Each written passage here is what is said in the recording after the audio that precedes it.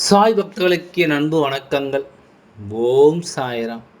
என் அன்பு குழந்தையே, உன்னோடு இருந்து கொண்டு உன் பின்னால் உனக்கு தேவையில்லாமல் அதை செய்தவர்கள், தேவையில்லாத செயல்களை செய்து கொண்டிருக்கின்ற ஒருவரின் முகத்திரையை கிழித்தெறிவதற்காக இன்று இந்த அப்பா நான் வந்திருக்கின்றேன்.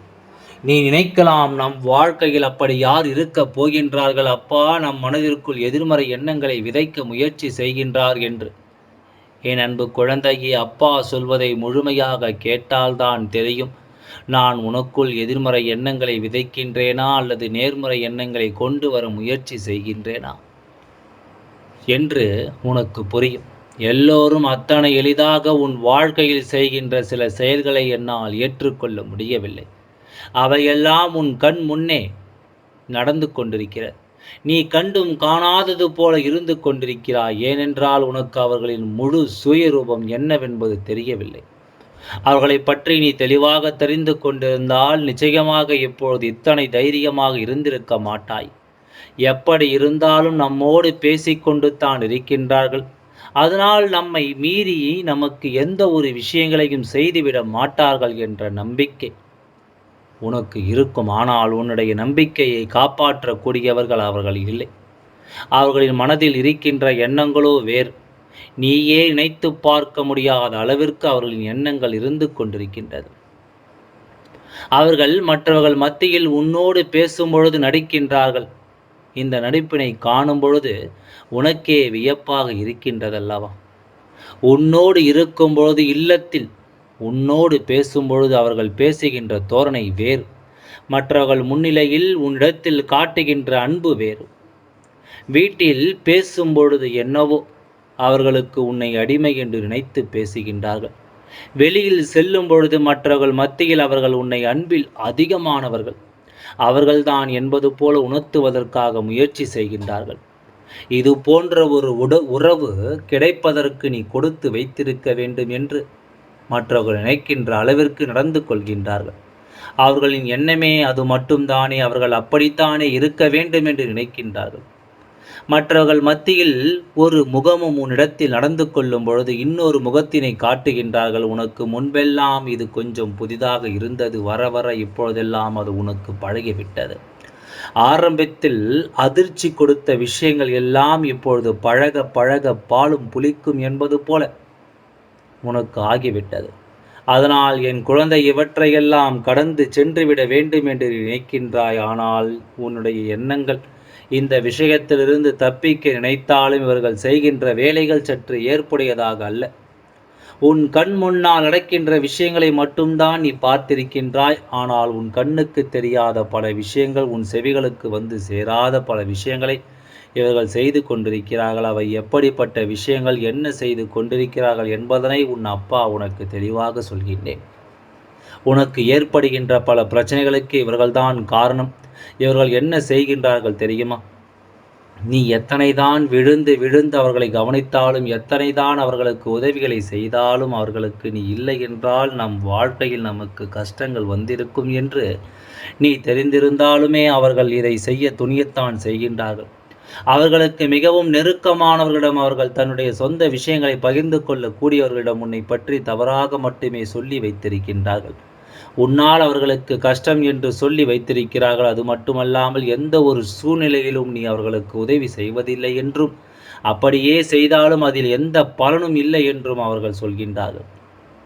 மேலும் மேலும் உன்னுடைய வாழ்க்கையில் உனக்கு ஏற்பட்டு கொண்டிருக்கின்ற பல பிரச்சனைகள், அதாவது சில இடங்களில் சிலர் உன்னை ஒதுக்குகின்றார்கள் என்று சொல்கின்றாய் அல்லவா? சிலர் உன் மீது வெறுப்பை காட்டுகின்றார்கள் என்று சொல்கின்றாய் அல்லவா? இதற்கு எல்லாம் காரணமாக இருப்பது இவர்களுடைய இது போன்ற பேச்சுக்கள் தான். உன்னை பற்றி இவர்கள் கொடுக்கின்ற வாக்குமூலம் எல்லாமே தவறாக இருக்கின்றது. நீ என்ன நினைத்து கொண்டிருக்கிறாய்? நாம் முன்னால் தான் இப்படி நடந்து கொள்கின்றார்கள், இவர்களின் குணங்களை இப்படித்தான், நாம் இதனை எல்லாம் கண்டு கொண்டிருந்தால் நமக்கு நிம்மதி இருக்காது என்று நினைத்து நீ உன் வேலையை பார்த்து கொண்டிருக்கின்றாய். ஆனால் உன்னுடைய உடன் பிறந்த உறவுகளோ சரி, உன்னுடைய துணையினுடன் உடன் பிறந்த உறவுகளும் சரி, அவர்களுக்கும் உனக்கும் இடையே கலகத்தை மூட்டி கொண்டிருக்கிறார்கள். என் அன்பு குழந்தையே, அவர்கள் செய்கின்ற இந்த வேலை உன்னுடைய குடும்பத்திற்குள் மன நிம்மதி இல்லாமல் இருக்கின்றது. இவர்களின் குணத்தை பற்றி நன்றாக தெரிந்திருந்துமே இவர்கள் சொல்கின்ற விஷயங்களை எல்லாம் அவர்கள் அப்படியே நம்புகின்றார்கள். நீ இப்படியெல்லாம் செய்வாயா, இப்படியெல்லாம் செய்யக்கூடிய ஒரு ஆள்தானா என்று அவர்கள் சிந்திப்பதில்லை. சொல்கின்ற வாக்கினை வேத வாக்காக நினைத்து உன்னை தவறாக நினைத்து விடுகின்றார்கள். உன்னிடத்தில் ஒரு வார்த்தையை கேட்பதில்லை. நீ இப்படி செய்தாயா, இப்படி பேசினாயா, அவர்களை கவனிக்கவில்லையா, அவர்களுக்கு எந்த உதவியும் செய்யவில்லையா என்று உன்னிடத்தில் கேட்பதும் இல்லை. தானாகவே அவர்கள் ஒரு முடிவை எடுத்துவிட்டு உன்னிடத்தில் சண்டையிடுகின்றார்கள். உன்னுடைய மனதினை காயப்படுத்துகின்றார்கள்.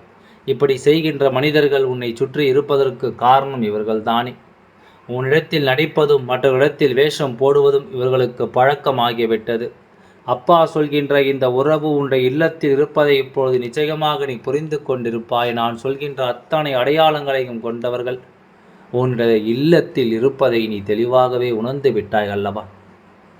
நிச்சயமாக அவர்கள் உனக்கு பின்னால் உன்னை பற்றி தேவையில்லாத விஷயங்களை பேசிக் கொண்டிருக்கிறார்கள். உன்னுடைய குணத்தை பற்றி அவர்கள் தவறாக சிந்திக்கின்றார்கள்.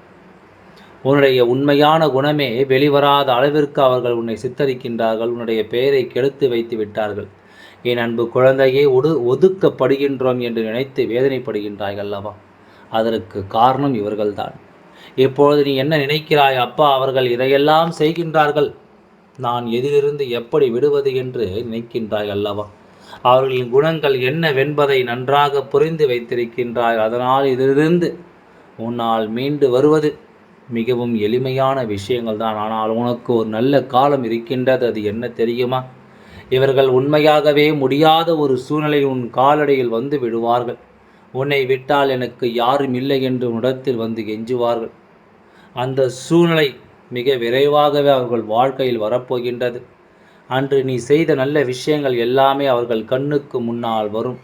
யாரிடத்தில் எல்லாம் உன்னை பற்றி தவறாக பேசினார்களோ அவரிடத்தில் எல்லாம் உன்னை பற்றி சரியாக பேசுவார்கள்.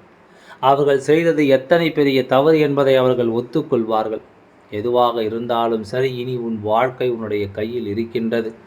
இவர்களின் எண்ணங்களை எல்லாம் விடுத்து என் குழந்தை நீ என்ன செய்ய வேண்டும் தெரியுமா?